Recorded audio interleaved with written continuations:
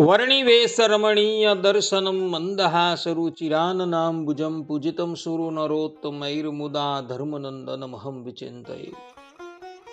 અસતોમા ષટ્ગમય તમસોમા જ્યોતિર્ગમય મૃત્યુર્મા અમૃતમ ગમય.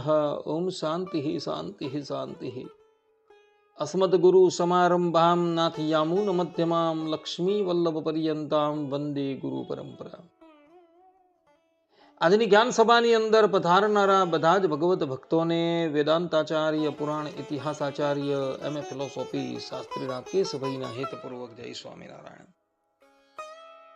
તો રાજકોટ નિવાસી અમારા પરમ આત્મીય બંધુ જયદીપભાઈએ અમને પ્રશ્ન કર્યો કે શાસ્ત્રીજી, જે ત્યાગાશ્રમી હોય તે કોઈકની ચિતાને આગ આપી શકે કે ન આપી શકે, તથા ત્યાગાશ્રમી પોતાના સંબંધીઓ પછાડી શ્રાદ્ધ કર્મ કે તર્પણ ઇત્યાદિ કરી શકે કે ન કરી શકે, એ સંબંધમાં શાસ્ત્રનો શું નિર્ણય છે એ નિર્ણય અમને જણાવો.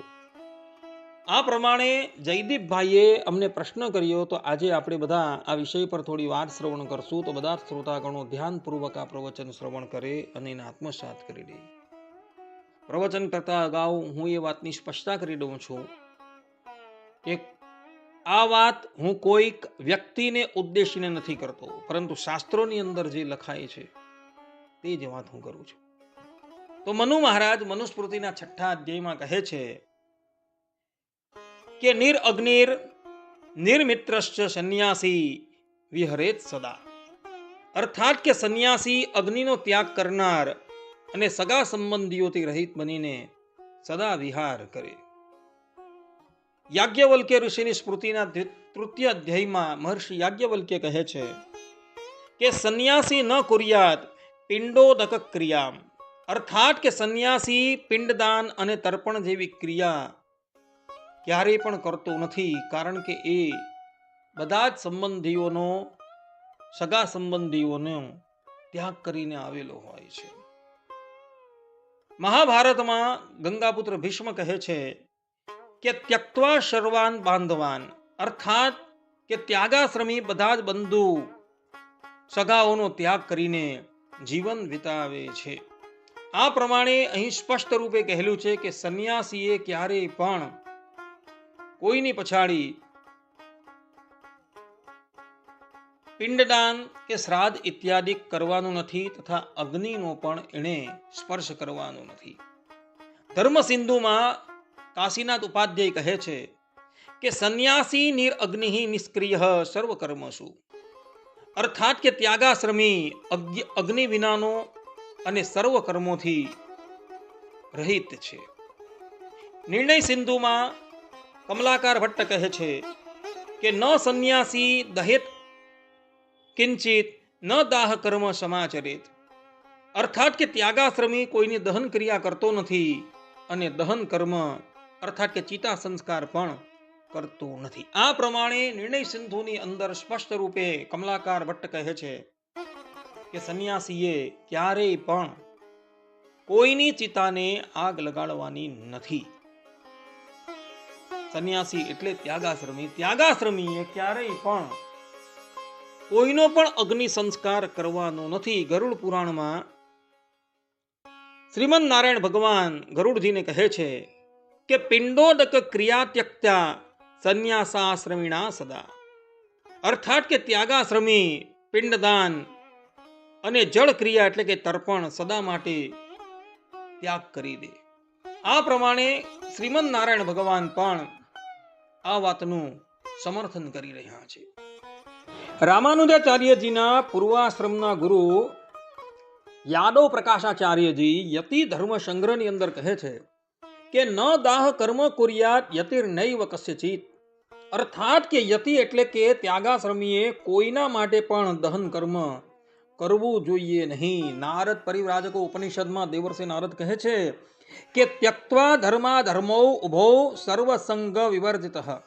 અર્થાત કે ત્યાગાશ્રમી ધર્મ અને અધર્મ બંનેનો ત્યાગ કરીને સર્વ સંબંધોથી રહિત થઈ જાય. અર્થાત કે કર્તવ્ય અકર્તવ્યના બંધનોનો ત્યાગ કરી સર્વ સંબંધથી રહિત થઈ જાય એવું દેવર્ષિ નારદ કહે છે, પંચરાત્ર શાસ્ત્રોમાં કહ્યું છે કે કેવલમ ભગવદ અધીનો યતિહિ ન લૌકિક કર્મસુ પ્રવર્તતે, અર્થાત કે સંન્યાસી ત્યાગાશ્રમી માત્ર ભગવાનમાં જ નિષ્ઠા રાખે, લૌકિક કર્મમાં પ્રવૃત્ત થતો નથી.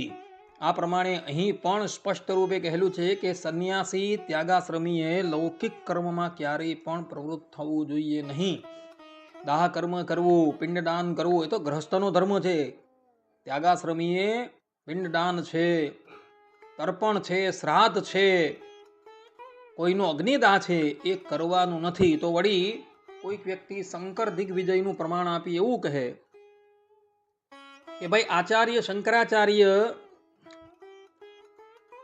જેવો પરમહંસ ધુરંધર કહેવાય છે એવો એ પણ પોતાની માતાનો અગ્નિ સંસ્કાર કરેલો હતો. તો એઓને કહેવાનું કે સમરથ કો નહીં દોષ ગોસાઈ, રવિ પાવક સુર સરી નાઈ. ગોસ્વામી તુલસીદાસજી કહે છે કે સમર્થ શક્તિશાળી મહાન પુરુષોને દોષ લાગતો નથી. જેમ સૂર્ય, અગ્નિ અને ગંગાજી બધું શુદ્ધ કરી દે છે અને તેમને દોષ લાગતો નથી, તે પ્રમાણે સમર્થ વ્યક્તિને શાસ્ત્રથી ઉપરવટ જઈને વર્તવાથી કોઈ પણ જાતનો દોષ લગતો નથી. શ્રીમદ ભાગવતના 10મ સ્કંદમાં રાસ પંચાધ્યાયમાં સુખદેવજી મહારાજ પણ કહે છે કે તેજી યશામ્ન દોષાય વહને સર્વભુજો યથા, અર્થાત કે તેજસ્વી પુરુષોને ક્યારેય પણ દોષ લાગતો નથી. જે પ્રમાણે અગ્નિની અંદર કોઈ પણ વસ્તુ નાખવામાં આવે તો એ બળીને ભસ્મ થઈ જાય છે, તે જ પ્રમાણે તેજસ્વી પુરુષોની પાસે પાપ કે પુણ્ય ફરકી શકતા નથી. પાપ કે પુણ્ય એની પાસે આવે ને તો એ બળીને ભસ્મ થઈ જાય. અને શંકરાચાર્ય કોઈ અવર ન હતા. શંકરમ શંકરાચાર્ય કેશવમ બાદરાયણ, અર્થાત કે શંકર જે છે એ સાક્ષાત શંકરાચાર્ય છે અને શ્રીમદ નારાયણ ભગવાન એ વ્યાસ રૂપે પ્રકટ થયા છે. અને શંકરાચાર્યજીએ સંન્યાસ લેતા પહેલા પોતાની માતાને વચન આપેલું હતું કે તમારા અંતકાળે હું તમારી પાસે આવીશ. અને એ વચન નિભાવવાને અર્થે આચાર્ય શંકર પોતાની માતાની પાસે આવે છે અને એનો અગ્નિ સંસ્કાર કરે છે. એટલે શંકરાચાર્યજીનું અનુકરણ નથી કરવાનું. એ તો મહાપુરુષ છે, એને પાપ અને પુણ્યનો કોઈ સંબંધ હોતો નથી. પરંતુ બીજાએ ક્યારેય પણ કોઈનો અગ્નિ સંસ્કાર નથી કરવાનો અને મૃતક પછાડી પિંડદાન છે, તર્પણ છે ઇત્યાદિ કરવાનું નથી, કારણ કે ત્યાગાશ્રમથી વિરુદ્ધ છે. જે લોકોએ આ સંબંધમાં કંઈ જાણવું હોય તો અમે જે ગ્રંથોના પ્રમાણ આપેલા છે એ પ્રમાણ શાંતિથી જોઈ લે. એમાં બધી વસ્તુનો ઉલ્લેખ કરવામાં આવેલો છે. આટલું કહીને પેલા ઘનશ્યામભાઈએ તથા અમારા રાજકોટ નિવાસી જયદીપભાઈએ જે પ્રશ્ન કરેલો હતો એનો ઉત્તર મેં આ શાસ્ત્રોના પ્રમાણથી આપેલો છે. આટલું કહીને હું મારી વાણીને અહીં વિરામ આપું છું. સર્વે સંતો નિરામયઃ, સર્વે સુખીનો ભવંતુ, સર્વે ભદ્રાણિ પશ્યન્તુ, મા કશ્ચિદ દુઃખ ભાગ ભવેત. અસ્તુ. જય સ્વામિનારાયણ.